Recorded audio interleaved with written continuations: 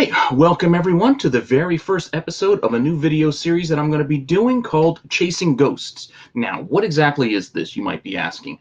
Well, I had the idea that, a lot of people might want to know a little bit about these ghosts that we talk about, comics that you just can't find, just impossible to find, you never see them type comics, and why they might be that way. Whether there's an interesting backstory behind why they're impossible to find, whether there just weren't that many made, or whatever their story might be. Figure just take a few minutes just to bring up a ghost comic, talk about it, and just move on. Education is there for everyone. Hopefully you guys like the content that I'm providing. Please like, subscribe, hit that alert button so you don't miss anything, and just hang on for a second, and we'll get to my very first ghost.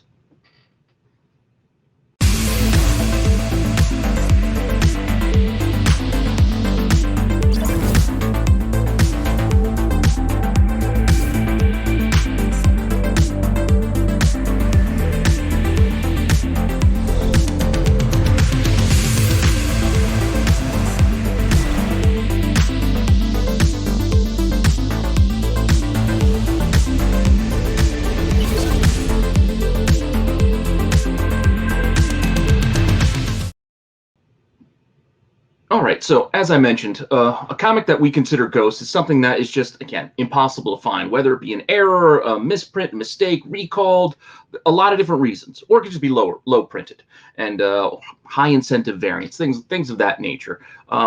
There are many options that could cause a book to be, considered a ghost, but the first one that I'm going to go with is one that I actually picked for last week's back nine for comicbookinvest.com and for G.I. Joe. And this is that 1 in 10 ratio for Snake Eyes and Storm Shadow number 19. This book is one that I've wanted forever, and I have just never come across one. And you don't even see these come up very often either. This is just a fun homage to that Prince Purple Rain poster. It's just something that I think is just really cool.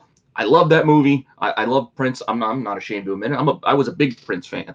But this was a cover I just really, really wanted, and I still want. Hopefully I come across one of these days, and hopefully I get lucky, because, again, these are not easy to find. As I mentioned, it's only a 1 in 10, but still, there are not a lot of copies to be had. The regular issue of this, I think estimates put it around I don't know, like 6,500 or so, or 6,800 thereabouts. So quick guerrilla math gives me about a maximum maybe possibility of about 685 copies of this, which is not that many, especially for a book that's like a decade old. Like, where are these books? What happened to them? Did all of them survive? Do they still exist? Where are they? Are they just locked away in people's collections, or are they hiding away in a box somewhere? Nobody knows. All I know is I don't see this book anywhere. I know you can look online. You're like, oh, well, you can find these things online. Everything's online. Go check eBay. I checked eBay. And right now, there's one copy up. And it's a 9.6 that's $2,500. That's great. I don't have $2,500 for this book. So realistically, this is not something that I'm going to be able to buy at this rate right now. I have to luck into one, because paying market for this book, because the market is only going to keep going up for it. And that being said, I couldn't even give you an example of a book that sold in the last 3 months, because there's no, eBay only goes back about 3 months with their historical sales, and there's not a copy to be found in there that I could see that had a successful completion. Granted, I don't know, things might have happened, outside of eBay and in a lot of other places where you can buy books, but I'm just going off of what, anybody can do research-wise on using a computer.